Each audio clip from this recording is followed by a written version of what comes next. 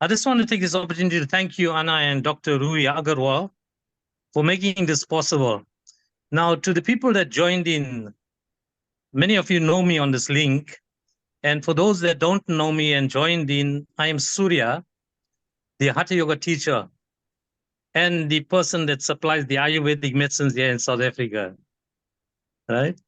So I've been getting a lot of calls from people with regards to Ayurvedic medicines or medicines, natural medicines regarding diabetes. Right? So then I discussed with my friend. Shushma ji. She's like my sourcing agent in Mumbai. I discussed with her what are the chances of reversing diabetes, because there's so much inquiries on this here in South Africa. And then we are talking about functional medicine. And she said, this is how important it is. And I think she's still trying to get in on the line as well. And she'll share some very insightful information regarding a brother's recovery via functional medicine, So, and then she discussed Siddarth Anna. Now, Siddarth Anna and I have studied Hatha Yoga. We're talking about 10 years ago through a foundation, Isha Foundation, under the guidance of Sadhguru.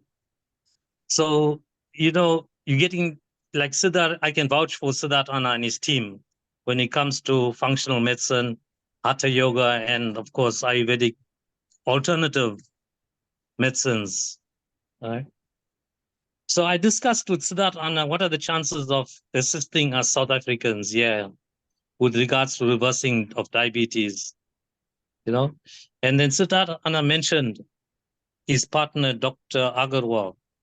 And I said, Anna, this is the best thing for us here in South Africa. If you can come on board and explain to us what's functional medicine all about, and to the people that's online here at the moment, you can be rest assured that I personally know Siddarth Anna, and we've been working together for the last 10 years, with regards to Hatha Yoga. And of course, he's been giving us some advice on alternative medicines. So you can be rest assured that you're getting the best information possible from India, and especially from Bangalore, more to say. Okay, Anna, without further ado, and to the people, I think I'll hand it over to you. And then you can take us further into the functional medicine aspects and introduce Dr. Agarwal as well. Sure. Thank you so much. And once again, Anna, I just want to thank you and Dr. Agarwal for coming on board and assisting us here. And to all the viewers out there that joined in, thank you so much for joining. Okay, Anna, you can take over, Anna. Thank you. So, namaskaram and good evening to everyone. Just to, briefly introduce myself, I started my journey with Isha in the year 2003, actually. And let me also share my screen so that all of you can connect more easily.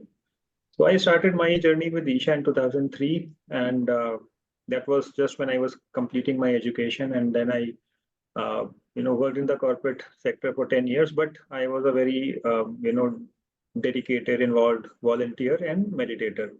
2013, I decided that, I don't want to do this anymore. I mean, job I'm doing, money, etc. is good, but not really, very fulfilling. So I decided to quit that and went for the Hatha Yoga Teachers Training 2013. So since then, I've taught Hatha Yoga for many years and also been practicing functional medicine now for many years as well. So that's a little bit about my background. I will request Dr. Ruhi to introduce herself and a little bit of the concept, and then again I will come back in. So thank you. So namaste everyone, and hello from India. So I have a medical background, so I did my MBBS, and then I started working in a hospital in India. And during my practice, I realized I didn't want to continue just managing the symptom of the patients who come to me. I wasn't really happy with the impact I was doing in their lives, just managing symptoms with the pills. And this made me rethink what I wanted to do in my life. And I decided to go towards the preventive health, and I did my master's in global health in Netherlands, where I was introduced into the concept of developing innovations from the bottom up approach and designing innovations, all that. So I did that and I came back to India and started working with healthcare innovations. I also um, uh, kicked off my startup where I was developing a cancer screening solution for oral cancer. So all this was great, detecting diseases early, but then eventually we were still pushing them into the mainstream where it's all about, if a cancer is detected early, you excise it out. There is no thought into why it's really happening. Um, I also worked with a company which was into affordable eye screening, so where a lot of diabetic retinopathy were detected, and again, there is no solution for why this condition is progressing to diabetic retinopathy. So again, it was kind of I guess cues to really think if whatever I was doing was right. And yes, so in my quest of knowledge and figuring out what I wanted to do, I came across functional medicine, which helped me really understand why disease really happen.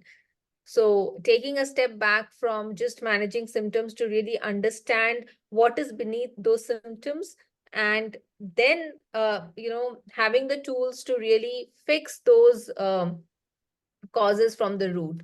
So that's what functional medicine provided me. And with that, I co-founded functional medicine clinic with my husband. And in the journey of functional medicine, I met Siddarth, who was also practicing functional medicine. And we then came together to create Hormone Reset.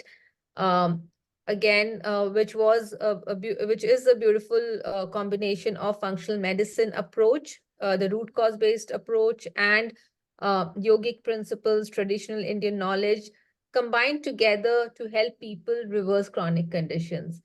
And in today's webinar, we'll be talking about one of the most common and rampant chronic condition, diabetes, where again Siddarth will kick off talking more about what is generally told about diabetes and what actually diabetes is.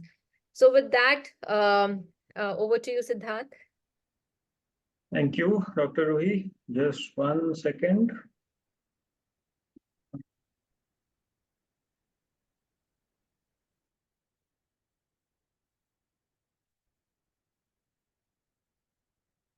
My screen is still visible, right?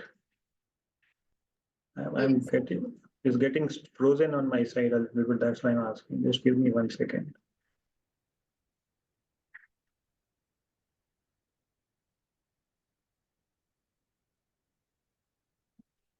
Okay, now here we go. Yeah, I think it's working now.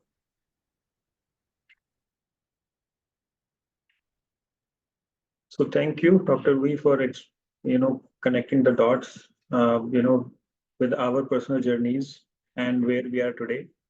So let's dive into the topic for today, that is type 2 diabetes. So what we will do is we will understand what actually is type 2 diabetes, and then we'll understand why it happens, what are the root causes. And then obviously we'll also look at how we can help you reverse this problem. So let's start with a few myths, okay? How many of you have been told or you believe that once you have become a diabetic, you have to remain a diabetic for the rest of your life? If you think like this, or if you've been told like this, you can reply with a 1 in the chat. Okay. And we want to make it interactive as far as possible. We can't unmute everyone because it becomes very disturbing, right? If too many people are speaking at the same time. So the easiest way we can interact is through the chat. So please keep that going. Okay. So once a diabetic, always a diabetic. How many of you think like that?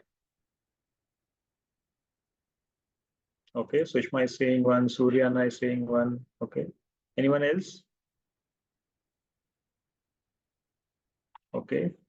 And then the second point is drugs are the only treatment option for diabetes, different types of medication. So once again, not true, because the medications we will look at it in more detail. Medications are actually not designed to treat diabetes. They're designed to only suppress or manage the symptoms of diabetes. Okay. And let me also tell you, high blood sugar is not the primary marker for diabetes. It's actually a delayed symptom. Diabetes can start in your body 10 years, 15 years, or even longer before your blood sugar actually goes up. Okay. So we'll also tell you how to identify that. And diabetes is genetic, right? So my mom had diabetes, so surely I will get diabetes too. Any of you have been told this by people around you or the doctors that you went to? Anybody?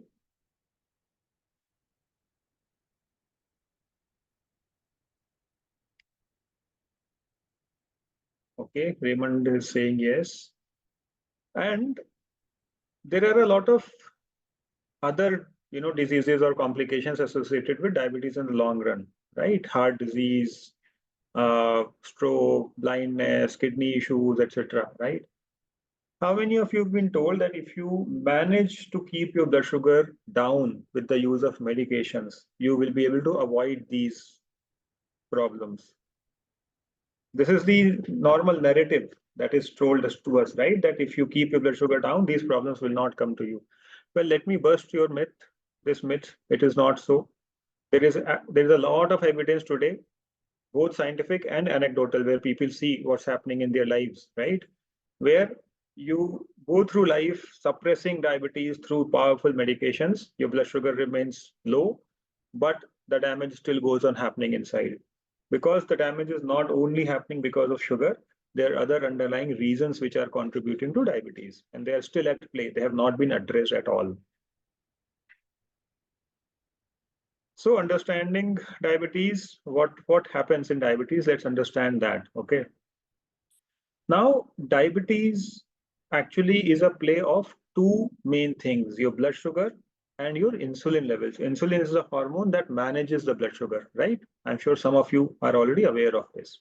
Now, when you eat food that has refined carbs, what is the most common example of refined carbs? Can anyone tell me quickly in the chat? What is the most common example of refined carbs in our diet today that all of us are eating? Almost all of us. It's white rice, right? Everybody's eating, isn't it? Sugar is obviously there, but white rice is the biggest quantity. So when you eat a refined carb like that, which gets digested very easily, very quickly it will get digested. Digestion means it will turn into glucose. And this glucose will get absorbed by your intestines and it will enter the bloodstream. That is when the blood glucose level starts rising. Okay. Now, when the blood sugar levels rise quickly, because you ate a easily digestible carbohydrate, white rice in this example, this curve is very steep. In a short time, let's say in 45 minutes, the blood sugar is already peaking. It's going to maybe 200, 300 for people who have, diabetes. To manage this spike of sugar, the body has to produce a huge amount of insulin, the green line, the green curve, right? And this is very bad for us in the long run. We keep doing this every day, 2 times, 3 times a day, every time that we eat, right? We end up with a lot of imbalances in the body in the long run.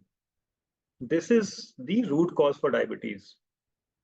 Now, compare this process with slowly digestible carbohydrates. Let's say you ate millets, for example, or you ate brown rice or red rice, right? Now, this will not digest easily because there is more fiber along with the carbohydrate. And there are many other different types of nutrients as well, right? So this will digest slowly and the absorption will happen slowly and the blood sugar will rise slowly, right? So you see the curve is more wide and it is not as high. So blood sugar is not going that high, and therefore the amount of insulin that the body has to produce is also lower. This is the fundamental dynamic that is happening inside our body when it comes to diabetes. Okay. And just to help you understand this little better, every cell in our body has receptors. These antenna-like things or tree-like things are the receptors, insulin receptors. Okay.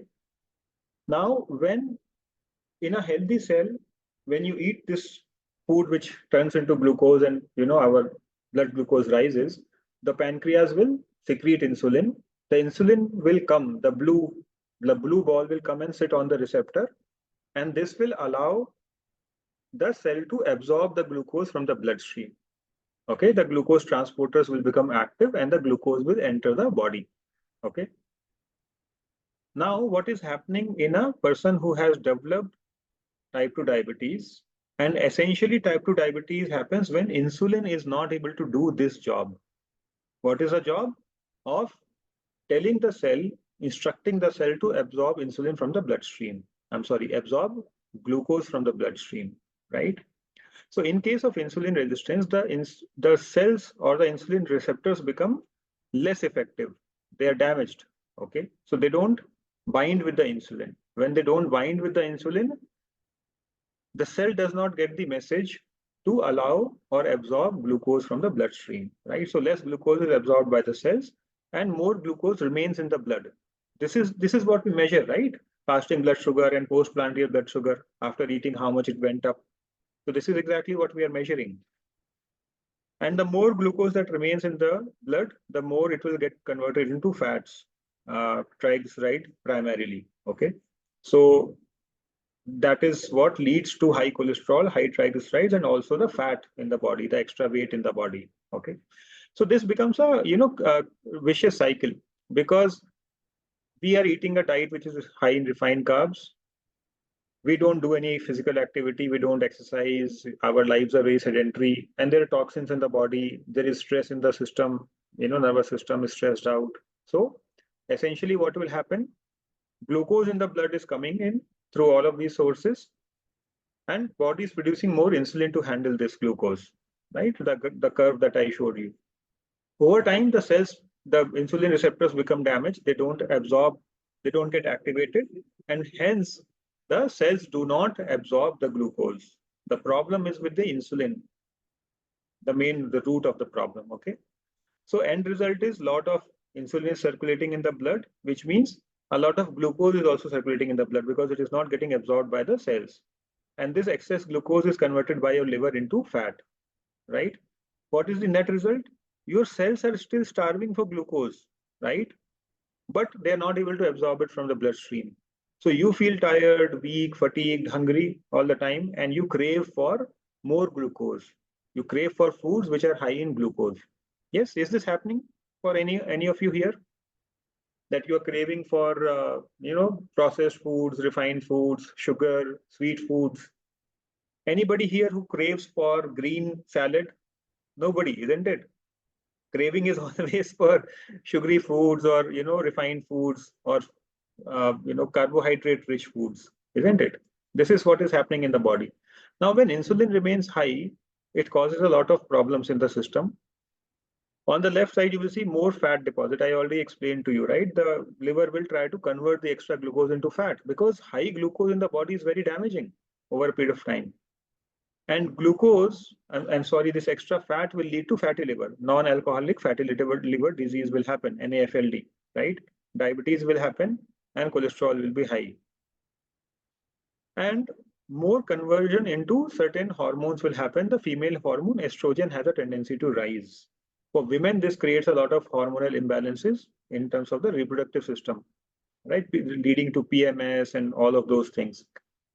On the other side, and this is again true for women, more conversion to male hormones happens in their body when insulin is high, which leads to all these symptoms of PCOS, etc., acne, facial hair loss, irregular periods, and all those things. Okay. So high levels of insulin is actually behind a lot of these symptoms that we notice in a lot of people who are struggling with diabetes. Now, what is the conventional treatment for this?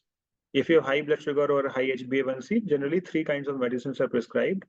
To reduce insulin resistance, right? So that the cells are able to listen to insulin and absorb more glucose from the bloodstream. This is the metformin category. Then there are medicines to increase the release of insulin from the pancreas. Over a period of time, they actually damage your pancreas, and the pancreas is not able to release insulin at all. And the third category is to force the kidneys to excrete sugar from the body, right? Get rid of the sugar through urine, right? But please see that the entire focus is just on somehow reducing your blood sugar level without bothering to focus or understand why the blood sugar was high, right? There is absolutely no attention being paid to that. And if you do this for long enough, it can lead to lifelong disease, not only diabetes, but many other diseases which come along with diabetes and which can cause damage to the pancreas for sure. We have worked with many people whose pancreas have gotten damaged, and suddenly fasting blood sugar is going to 300 and all. And then, slowly with a lot of effort, we have brought them back towards better function.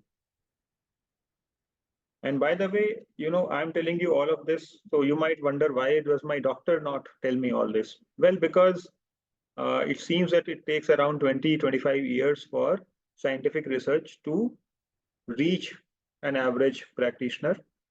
And even then, whether they will be able to put into practice is not necessarily guaranteed, right? So you can imagine how much time is lost, how much life is lost, how much damage is happening to society. So how do you check this? See, if you want to understand, there is this talk of pre-diabetes, right? If your blood sugar is coming close to 100 or just above 100, they say you are a pre-diabetic. Well, if your blood sugar is reaching that level, actually you are already a diabetic. Okay, if you want to check for pre-diabetes, you need to check for fasting insulin. And if it is more than 6, that means you are starting to move towards diabetes. Okay, you want to start making some changes so that it starts coming down and remains ideally between, let's say, 2 and 5. So as I said earlier, sustained high insulin is a sign of insulin resistance, because the cells are not responding, your body is forced to secrete more insulin. And that is what leads to development of diabetes. So if you want to check if you are at a risk of diabetes or not, then you have to check fasting insulin, not sugar levels. High sugar levels means already you are diabetic.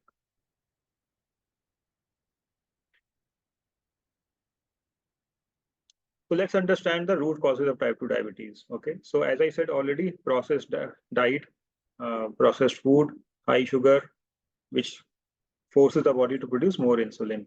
Toxicity in the environment is a major root cause.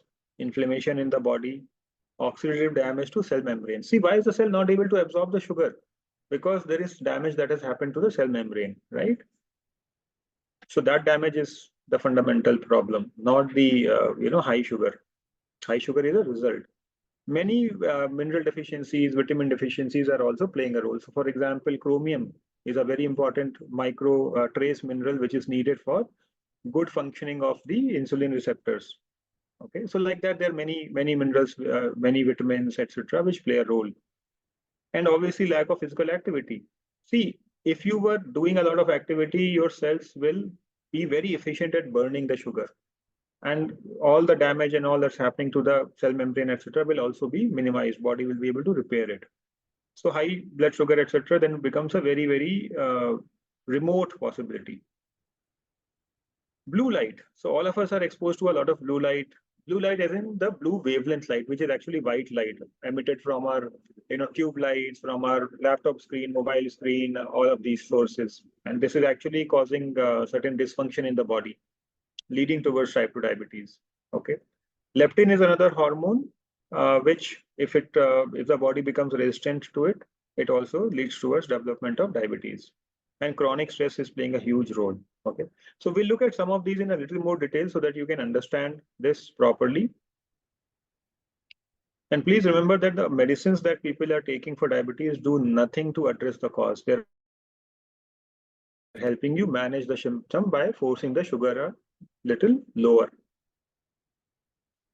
So chronic stress. See, cortisol is known as the stress hormone, right? Or I'm sure many of you already know that. It has many functions in the body. And one major function is to raise your blood sugar. The moment there is little stress in your mind, immediately your blood sugar will rise because cortisol has increased in the body, right? So if you are always in a slightly stressed out state, whether you are irritated, frustrated, depressed, angry, whatever, right? All of these are stressful states. Cortisol will be high. And when cortisol is high, blood sugar will be high, right?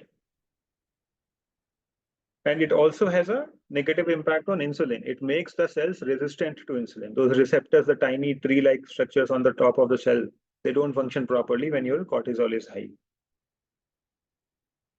And stress will also create cravings. See, all of these cravings, look at your life experience and tell me, when you're very happy and joyful, is that the time when you crave for all of these things or when you're stressed out? It's always when you're stressed out, isn't it? So it is causing cravings and it is also developing a negative pattern of how you handle the stress, right? Eating sugars or drinking coffee after coffee or smoking or alcohol or drugs, right? This has become the way to manage your stress. If you manage your stress like this, you are not going to solve the problem and it will only become worse. Leptin resistance, right? So leptin is made by your fat cells. It's a hormone which is secreted by your fat cells.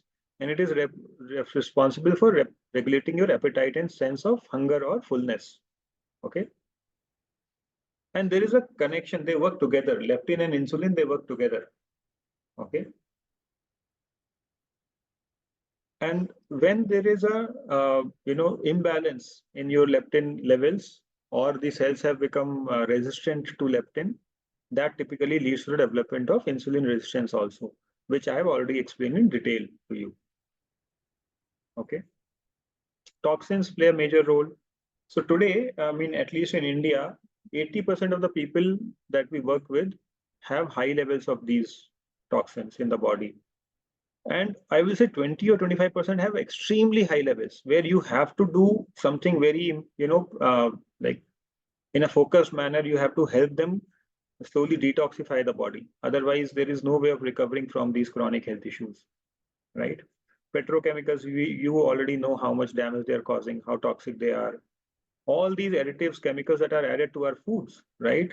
And the sides, the side means poison, right? Herbicides, fungicides, pesticides, chemicals found in commercial cleaning products and also household cleaning products. They're also all of them are toxic today. And just to tell you, the use of antibiotics has been shown to increase the risk of diabetes by 53%. Okay. And how common is it? Any small thing and people start popping antibiotics just like that. BPA, this is a chemical that is used to make certain plastics. 47% higher diabetes risk in people who have high amounts of BPA in the body. This is just two examples I'm giving you. All of these toxins are playing a major role in the development of diabetes and many other chronic diseases as well. And then dysbiosis. See, how many of you know that our gut, the digestive system, and especially the intestines, it is home to trillions of bacteria and fungus and other organisms. How many of you are aware of this? Can you please reply in the chat? Anybody there?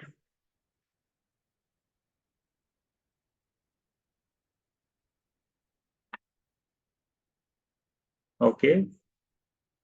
Raisa is saying I am aware. Okay, wonderful. Thank you. See, what we don't know is that 80% of our immune system cells also live in your intestinal lining, and it has over 100 trillion bacteria, yeast, and other microbes. Okay. Now, if these microbes go out of balance, there are hundreds of species and strains of these, right? If they go out of balance, it is a major issue for the body. The moment that they go out of balance, your immune system behavior will change, inflammation will happen in the body. And if you remember, inflammation was one of the primary root causes of diabetes as well. So lipopolysaccharides is one, thing that these bugs release. It's actually part of their cell wall. When they die, that is released, and they're dying in trillions every day, right? So that has also been connected with insulin resistance in your body. So infections in your gut, overgrowth of these bacteria, etc., is an infection, right? Deficiency of short chain fatty acids. These are very healthy and important fats.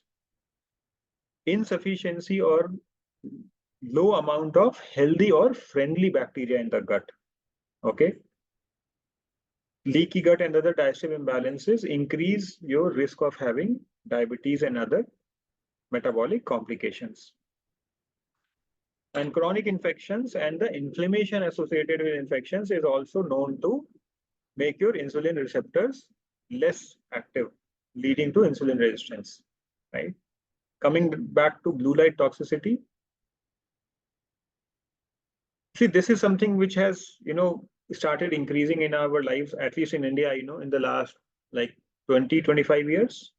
First we used to have those incandescent bulbs with the yellow light. Then we got those tube lights with the white light. Okay.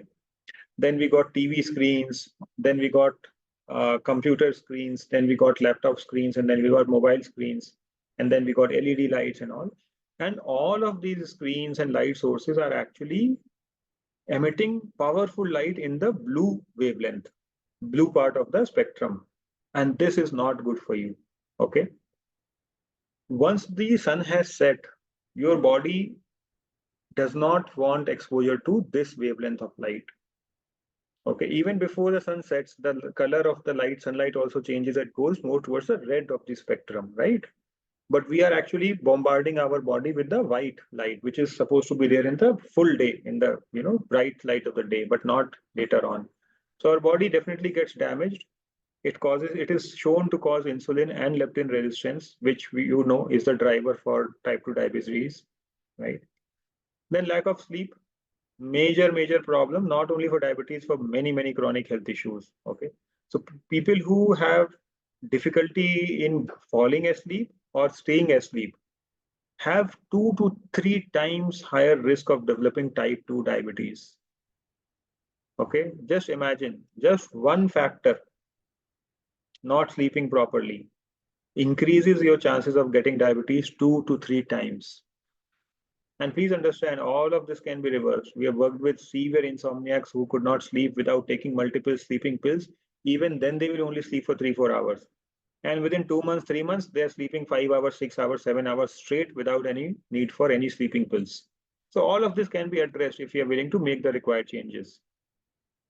Poor metabolism. Metabolism essentially is the job of mitochondria, right? It has been shown that diabetics have 40% less mitochondria in every cell.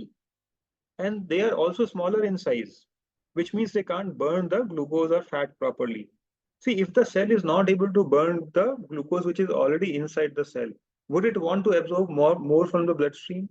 It will not, right? Because glucose is damaging. If it is not used up, it's very damaging. It is highly oxidizing in nature, right? So your cell may also disable the insulin receptors because it does not want any more glucose. But we don't pay attention. We don't understand all this. We just keep popping pills, medicines, right? There are many other reasons for mitochondrial dysfunction, deficiency of many fundamental nutrients, toxicity, inflammation, blue light, poor quality water, etc. And then dehydration plays a huge role. Okay. And by the way, you may be drinking your recommended 8 glasses of water in a day, but you might still be dehydrated. Please remember that, because water is not just about clean. Yes, it must be clean. There is no, argument about that. But there is much more to water. If your water is not structured, it will not enter your cells properly, sufficiently. And you may be drinking enough water, but your cells are still dehydrated. Okay. So a lot of health issues are connected with chronic dehydration at a cellular level as well. So these were the main top 8 root causes of type 2 diabetes. So I will stop here and I will hand over the session to Dr. Ruhi, to explain further.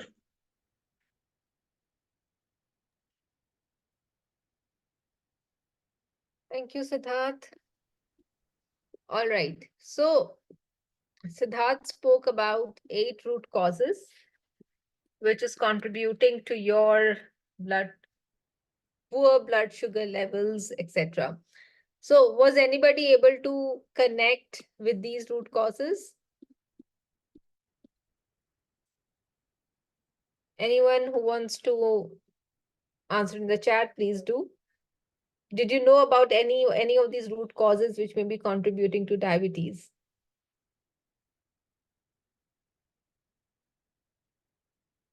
Okay, seems everybody knew about all the root causes, or perhaps none. Okay, so if someone has diabetes and you're just taking pills, those pills are keeping you sick for life. You'll just keep taking those pills. Your blood sugar will, your HbA1c may still not be within the range, and your blood sugar may not continue to be in the normal range, and you may still feel very tired, may have a poor quality of life, because you're not doing anything about the root causes which is contributing to insulin resistance in your body. So the 8 root causes that Siddarth spoke about, when you start identifying what is at play in your body, that's when you start addressing what is really contributing to the sign and symptoms of a dysregulated blood sugar levels. And again, blood sugar is just one, symptom or a sign that is very obvious, but someone who has diabetes struggles with constant fatigue. You start losing weight. Many experience brain fog. You don't feel great when you wake up.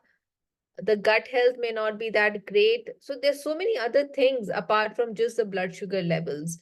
So, and the amazing thing is, type 2 diabetes is completely reversible. All you have to do is start addressing what is contributing to insulin resistance.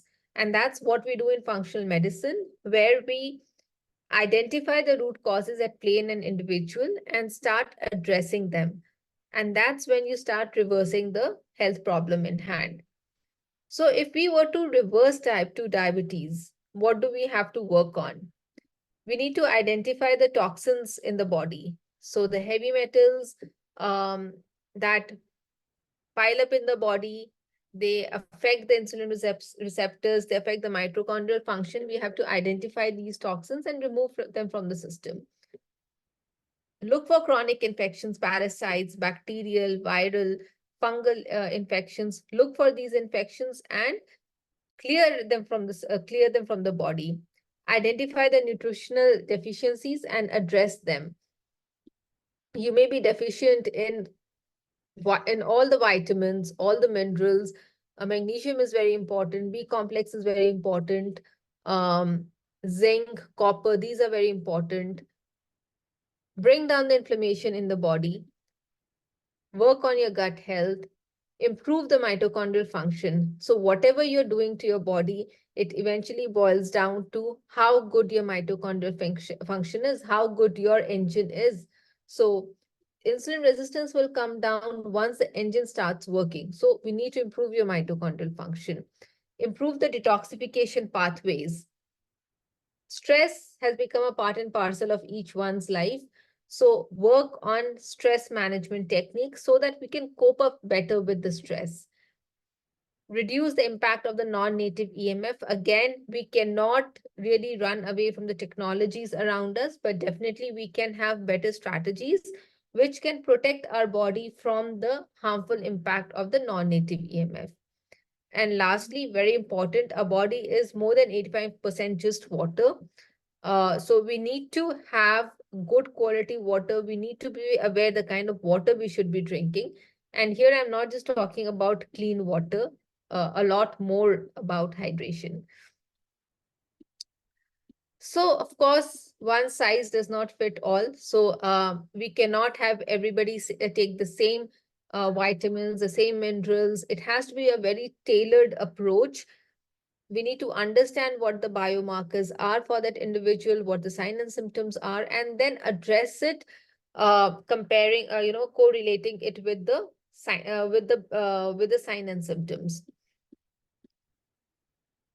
So how do we do that? So to make things easy, we have put together a 12 weeks program where we exactly address the markers, the signs and symptoms, and to make a personalized treatment plan for the individuals to get started on the diabetes reversal journey.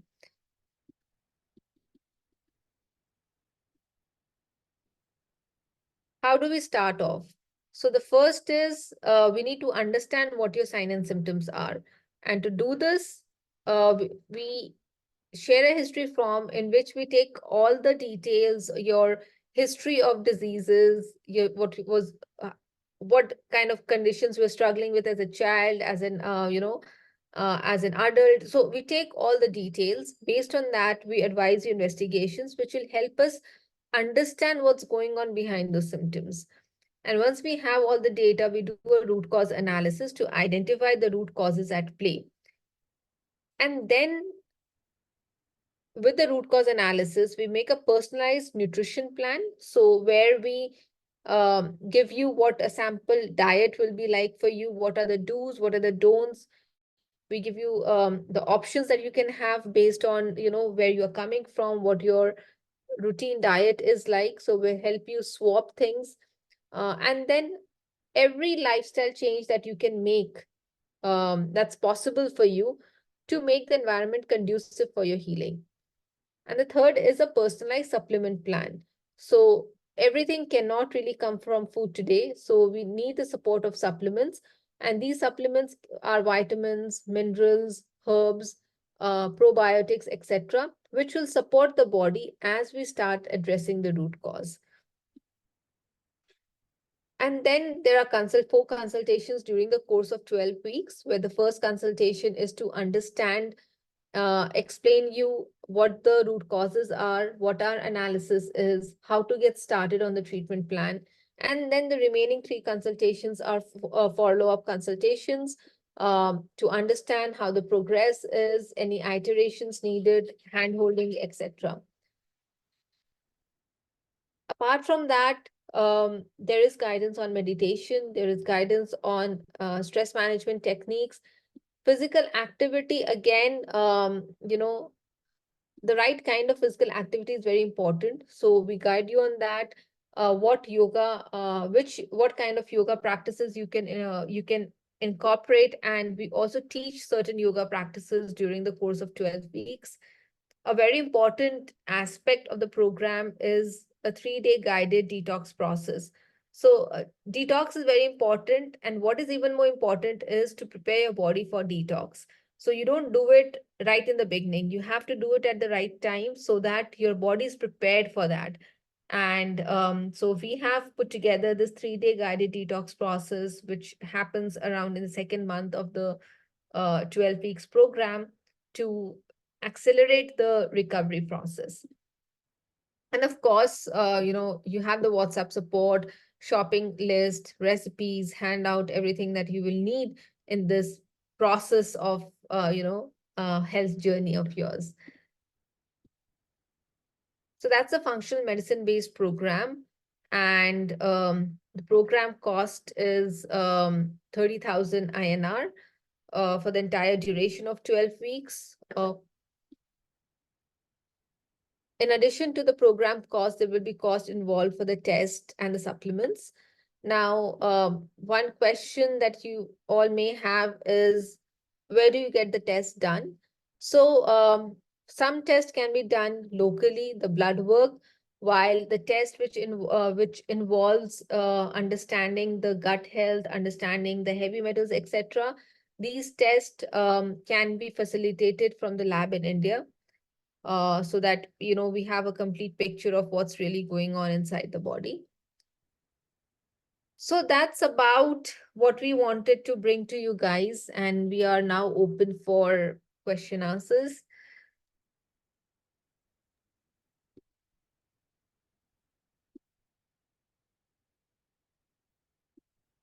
So any of you have any questions about whatever we discussed about type 2 diabetes or even anything related, please feel free to ask. You can unmute yourself and ask.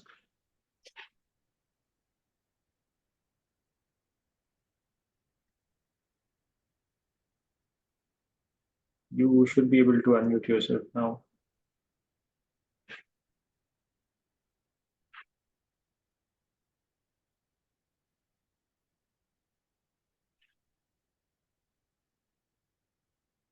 No one has any questions?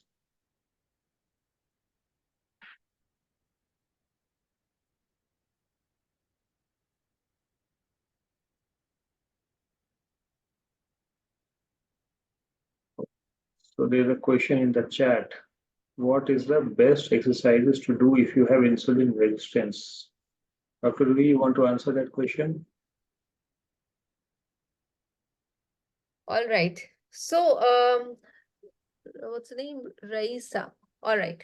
So, as I said, Raisa, right, when we work with insulin resistance, I mean, we mentioned in the slide also, there is no one size fit all. So the exercises that we recommend is also tailored to, what is really needed for that person.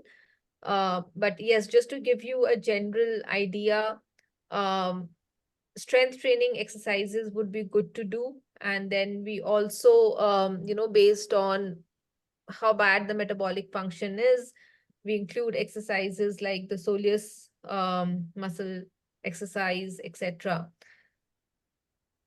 And high intensity interval training is also quite useful in combination with strength training.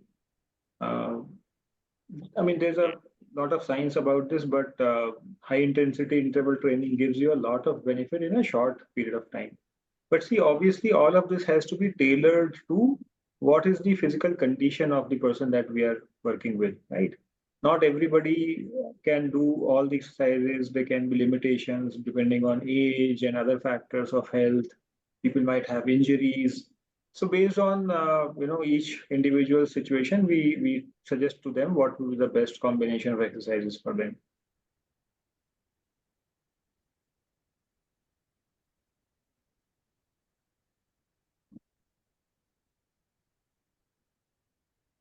You're welcome.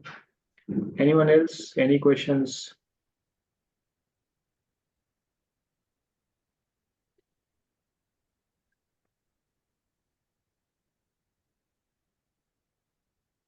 Nobody?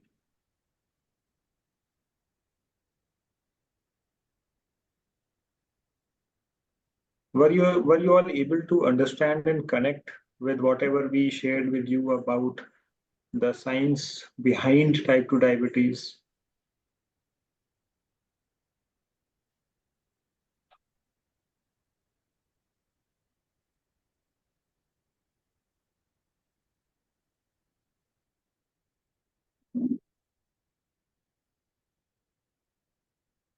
I think Elaine is asking what can be done about peripheral nerve. I think the message is not complete, but I'm assuming it is about Neuropathy. yes, neuropathy. Yeah. Neuropathy, yes. So, see, this is again a common problem that comes along with diabetes.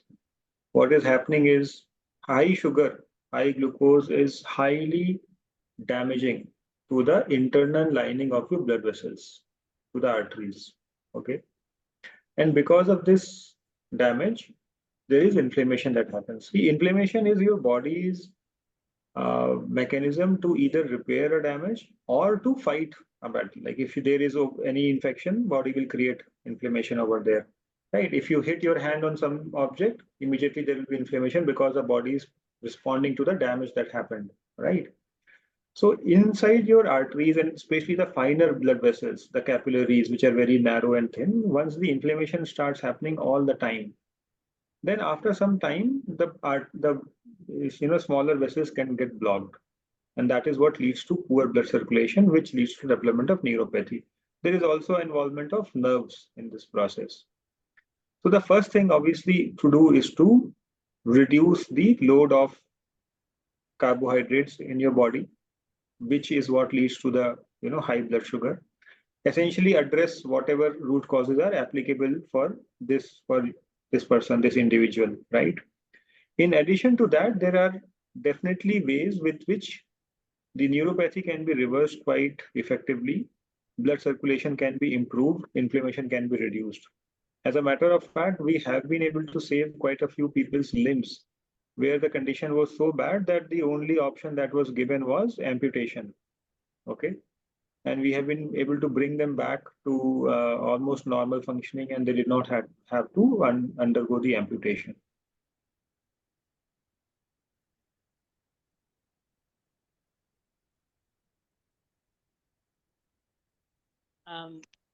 Can I speak about what Surya had mentioned in the beginning, and I wasn't able to join on time?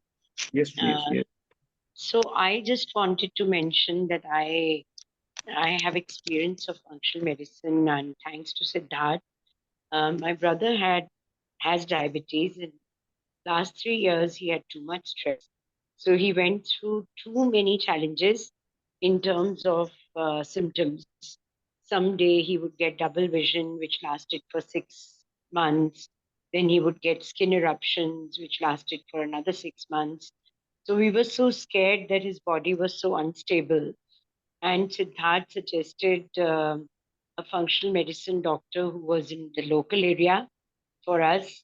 And we contacted him thinking that, maybe we will maybe see some progress. But to my surprise, all the time that my brother has been falling ill and we've been scared about something or the other going wrong, suddenly after getting the functional medicine treatment, he's become stable. He goes to work. He has had not a single eruption of any symptoms coming up. And somebody asked a question about diabetic neuropathy. So I just wanted to say that since last 4 5 years, he was getting numbness and tingling in his fingers. And it was almost a given thing that this will never go because there is no allopathic medicine for this kind of a symptom. And like Dr. Ruhi mentioned, that there is extensive tests done.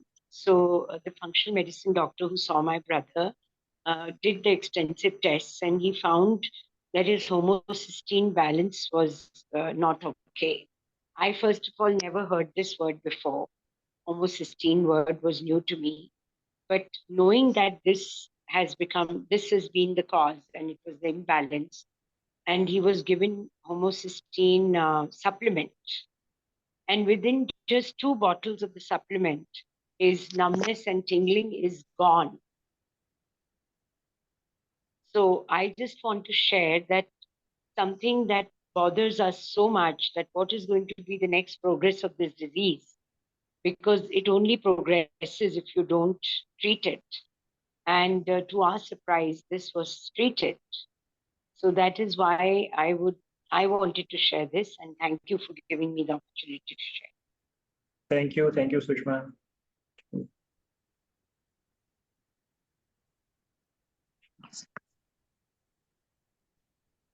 Siddarth, if I can just add there. Yes, please. Please go ahead. Yeah, the reason why I recommended this functional medicine is because I've been like supplying people a lot of alternative medicine in terms of like madhuram capsules. You must have heard of that. Yes, yes. And yeah, that's the Ayurvedic alternative for sugar, diabetes.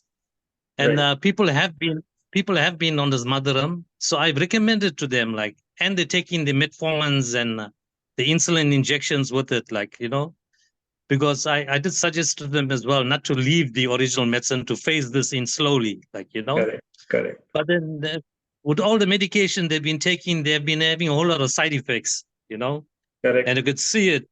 And this is why I recommended that they speak to a functional medicine expert like yourself and Dr. Ruhi. And I couldn't recommend anybody else because I've worked with you for 10 years, like, and me being South African, and I know you.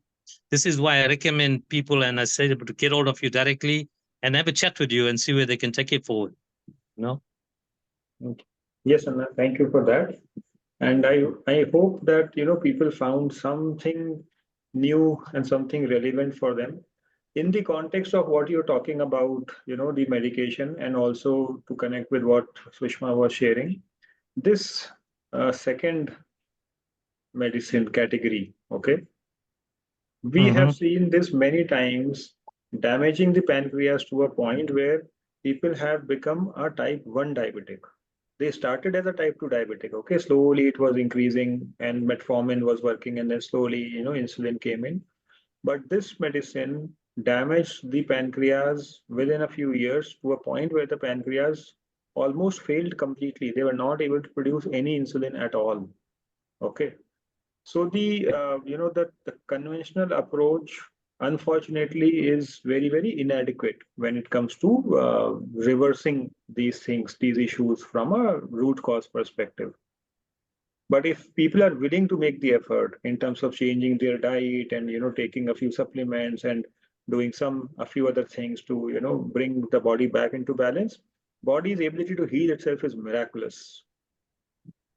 And also, I would want to just tell everybody that Sushma was sharing her elder brother's experience.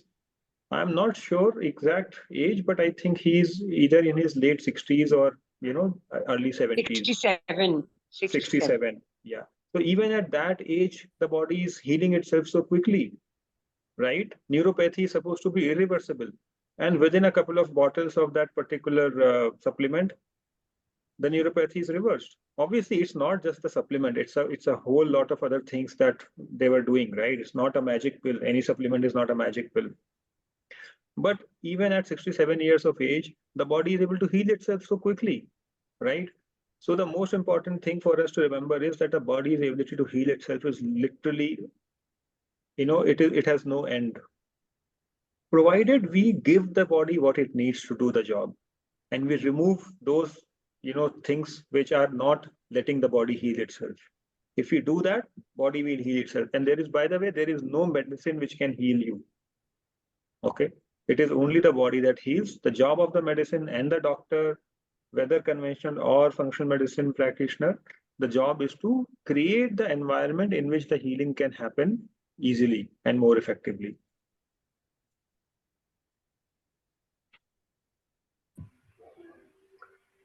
Hello, can I just come in and give some comments? Please. Yes, please. Okay, I've been diabetic for the past maybe 20 years, right? But about 9 years ago, I got so fed up of metformin and glucophage because it was giving me an adverse effect. I just stopped using it. So now I have no sugar. I don't have any sugar whatsoever. I have beet leaves and Karela practically every second or third day. My sugar has gone down to between 7.5 and 8. Do you think I should just carry on and 7.5, 8? You're talking about HbA1c level? That's right. Okay. And can I ask your age, Harishji? Hello. What's your age? 80. 80. Okay. See, yes, HbA1c level of 7.5, it is definitely not something that we want to target. Okay. For you also, I'll say probably a target of below 6 is where you want to be. If you don't want the high blood sugar to create any other damage in the body. Okay. So that is what my target would be for somebody like you. So while you have gone off the other medications, there is definitely a lot that can be done to support the body to bring it down further. Dr. Ruhi, you want to add anything to that? Yeah, and again, Harishi, here, I mean, it's not, as I mentioned, right? It's not just about the blood sugar levels, right? So that is something that's very, you keep checking, but I'm sure along with that, once you kind of look into in detail about, the other sign and symptoms that may be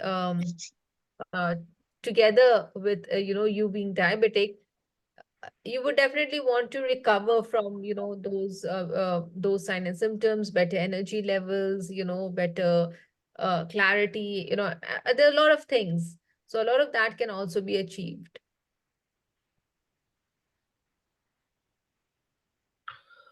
So at my age, do you think 80 is good enough or should it be lower? There is no age. Age is not a bar, sir, right? So going back to my example of body's ability to heal itself, right? Even at 80, the body heals itself, right? Let's say you injure yourself, you get a cut on your finger. The body heals itself, isn't it? Maybe when you were 40, it would have healed a little faster, but it is still healing itself. So internally also, it is trying to heal itself. It has the capability, right? So definitely, age is not a bar in that sense. As long as you are willing to make the effort, that is not an issue.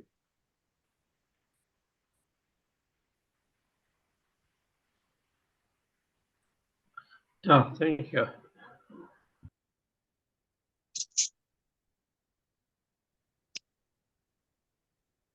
Any other questions, anyone? There is a question in the chat from a diet perspective. Is honey as bad as sugar as an alternative sweetener? So Pooja, if someone is diabetic, so unless, I mean, there is a good control, honey is still as bad as sugar. For someone whose metabolic function is good and other things are taken care, then of course a good quality honey is still good to take.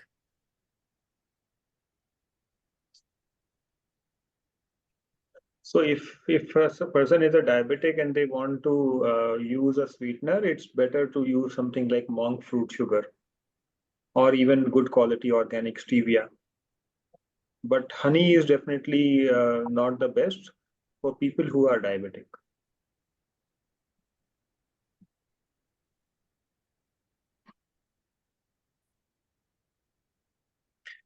Okay, so our team has shared a couple of messages with a WhatsApp group link. So those of you who want to stay connected with us, you can join this group, and that will help us stay in touch.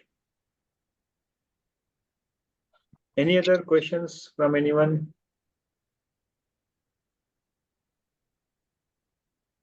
Just one question I have. Tell me, can jaggery be used as a substitute for sugar, normal sugar, refined sugar? So if people have metabolic imbalance, if they have diabetes, and even jaggery is not suitable. It is a lesser evil compared to refined sugar, yes, but it will also still cause problem. Okay, thank you. Yes, welcome.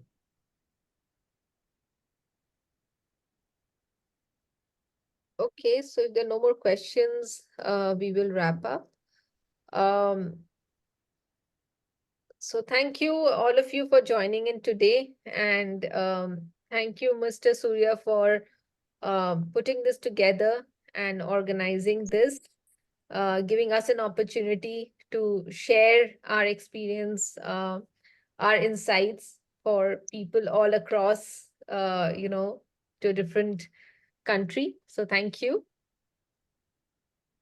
You're welcome, Doc, and thank you, Doctor and Siddarth Anna, and to the participants that joined. Thank you very much. And for those that need more information on Dr. Ruhi and Siddarth Anna on functional medicine, please contact me. You have my WhatsApp number, and I will connect you to Siddarth Anna and Dr. Ruhi. Awesome. Thank you. Thank you. Thank you, everyone, for taking out the time on a weekday evening. And we look forward to helping those of you who need any support. Thank you once again. Thank you. Good night and namaskaram. Thank you.